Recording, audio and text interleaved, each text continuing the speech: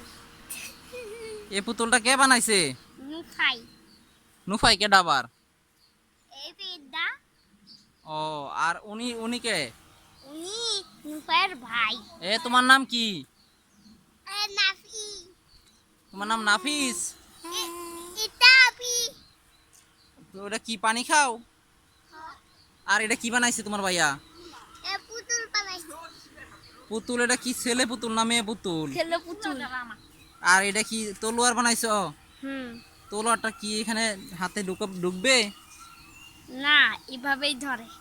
তো এটা ভেঙে যাবে না? এটা দাঁড় করাও হুম। তো দেখি, এখানে দানের টানলে এই পাশে। দাঁড়িয়েছে।